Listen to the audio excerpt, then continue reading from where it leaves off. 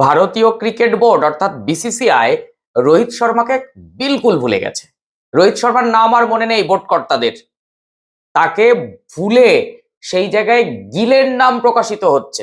পুরো ঘটনাটা জানলে আপনারও রাগ হবে। আপনি যদি রোহিত শর্মার কৃতিত্বকে ছোট করে দেখেন, শুভমনের কৃতিত্ব অনেক বড় হয়ে যায়, তাহলে ভুল করছেন। বোর্ডকে জোর বার্তা দিতে চাই। আমার সঙ্গে সহমত কি আপনি? পুরো ঘটনাটা জানবেন, একটু ওয়েট করুন, পুরো ভিডিওটা দেখুন, বুঝবেন যে কি ঘটনা ঘটেছে।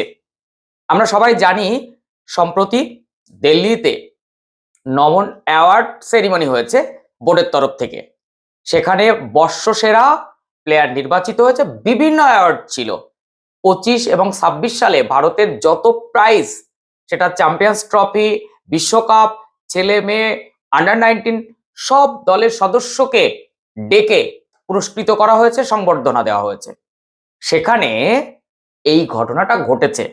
যখন পুরস্কৃত করা হচ্ছে শুভমান গিলকে, যে সে এই বর্ষসেরা পুরুষ বিভাগের সেরা ক্রিকেটার নির্বাচিত হয়েছেন, সেটা বেশ কথা, কোনো অসুবিধা নেই। কিন্তু বোর্ডে তখন জলজল করে দেখানো হচ্ছে যে 2025 চ্যাম্পিয়ন্স ট্রফি যখন ভারত জয়লাভ করে, তখন ক্যাপ্টেন শুভমান গিল। ভাবতে পারছেন, যার নেতৃত্বে 2025 চ্যাম্পিয়ন্স ট্রফি পেল ইন্ডিয়া, সেই হিটম্যান রোহিত শর্মার নামটা বোর্ড কর্তারা ভুলে গেছে। দুঃখ প্রকাশ করেছে যদিও, কিন্তু এই ভুলটা কি সত্যি ইচ্ছাকৃত ভুল? মনে হচ্ছে যেন একটু বেশি দরদপ্রবণ। বোর্ড যেন এখন বোর্ডের গোদের ছেলে হয়ে গেছে শুভমান গিল। না, আমি শুভমান গিলকে ছোট করে বলছি না। Shubman Gill is a big cricketer, অনেক বড় মাপের ক্রিকেটার, আমাদের নয়নের মণি, আমাদের ভারতবর্ষের তথা পৃথিবীর অন্যতম একজন ক্রিকেটার। বিসিসিআই 2025-26 সেরা প্লেয়ার হিসাবে নির্বাচিত করেছে আন্তর্জাতিক খ্যাতি সম্পন্ন শুভমান গিলকে। কিন্তু শুভমান গিল তো 2025 সালের চ্যাম্পিয়ন্স ট্রফির সময় ক্যাপ্টেন ছিলেন না, সেই সময় ছিলেন রোহিত শর্মা। এই অনুষ্ঠানে রোহিত শর্মা, বিরাট কোহলি কেউ ছিলেন না, পুরো ম্যাড মেরে একটা অনুষ্ঠান হয়েছে।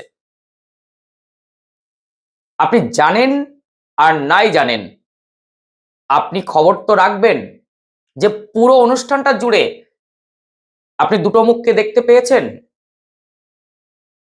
বিরাট কোহলিও নেই, রোহিত শর্মাও নেই। হ্যাঁ, জানা যাচ্ছে রোহিত শর্মা এখন পরিবারের সঙ্গে সময় কাটাচ্ছেন, আর বিরাট কোহলি লন্ডনে আছেন, তারা আসেননি, সবই ঠিক আছে।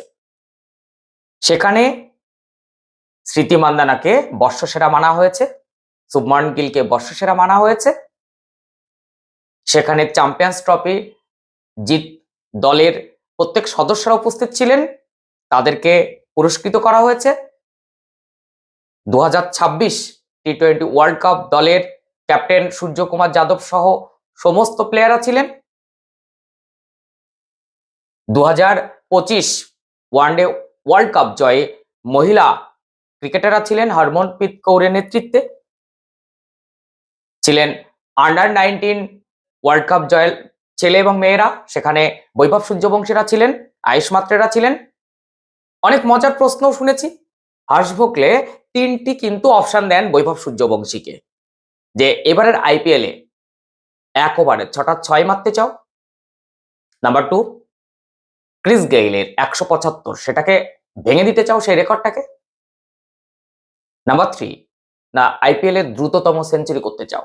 বৈভব সূর্যবংশী নির্দ্বিধায় বলেন 175 এই রেকর্ডটাকে ভেঙে দিতে চান, সেটাকে ক্রস করতে চান। তাকে প্রশ্ন করা হয় ভিডিও গেম প্রথম কোনটা খেলেন, তিনি নির্দ্বিধায় বলেন তিনি কোনো ভিডিও গেম কোনোদিন খেলেননি। খুব ভালো লেগেছে, রাহুল দ্রাবিড় পুরস্কৃত হয়েছেন, খুব ভালো লেগেছে। প্রত্যেকটা পুরস্কার মনোযোগ সহকারে দেখছিলাম, দেওয়ার সময় বোর্ড কর্তাদের মুখে একটা প্রফুল্ল, একটা আনন্দ ফুটে উঠেছে প্রত্যেক প্লেয়ারদের মধ্যে, অনুষ্ঠানে উপস্থিত প্রত্যেকের মধ্যে। কিন্তু পুরো অনুষ্ঠানটা 100তে 50ও পায়নি, ম্যাড মেরেছিল শুধুমাত্র ওই বিরাট কোহলি এবং রোহিত শর্মা না থাকার কারণে। এরা ভারতীয় ক্রিকেটের কোন জায়গায়, হ্যাঁ তেন্ডুলকর উপস্থিত ছিলেন, অনেকটা অনেকটা সেখানে প্রলেপ লেগেছে। কপিল দেব, রাহুল দ্রাবিড়দের জন্য অনেকটা প্রলেপ লেগেছে, কিন্তু অবভিয়াসলি ধোনি, রোহিত, বিরাট এই যুগটা কিন্তু আমরা কোনোদিন ভুলবো না। হ্যাঁ, অবশ্যই কপিল দেবের যুগটা যথেষ্ট ভালো, প্রথম বিশ্বকাপ জয়। অবশ্যই তেন্ডুলকার, রাহুল দ্রাবিড়, সৌরভ গাঙ্গুলি, ভিভিএস লক্ষ্মণ, বীরেন্দ্র সেহবাগ, যুবরাজ সিংদের যুগটাও যথেষ্ট ভালো, কিন্তু সবকিছুকে একেবারে ছাপিয়ে গেছে সেটা হচ্ছে রোকো জুটি সঙ্গে অবশ্যই এমএস। এই জায়গা থেকে আপনার কি অভিমত নিশ্চয়ই জানাবেন, আর এর প্রতিবাদ হওয়া উচিত কি উচিত নয় অবশ্যই জানাবেন। আমার কোথাও একটা খটকা লাগলো, কোথাও মনে হলো এর একটা প্রতিবাদ হওয়া দরকার। বোর্ড এই ভুলটা করে কি করে? সরি বললে সবকিছু হয় না, তাই অবশ্যই আপনাদের সামনে তুলে ধরলাম। ভালো লাগলে অবশ্যই একটা লাইক করে দেবেন, আপনার মন্তব্যটা অবশ্যই লিখতে ভুলবেন না, আর একটু শেয়ার করে পাশে থাকবেন।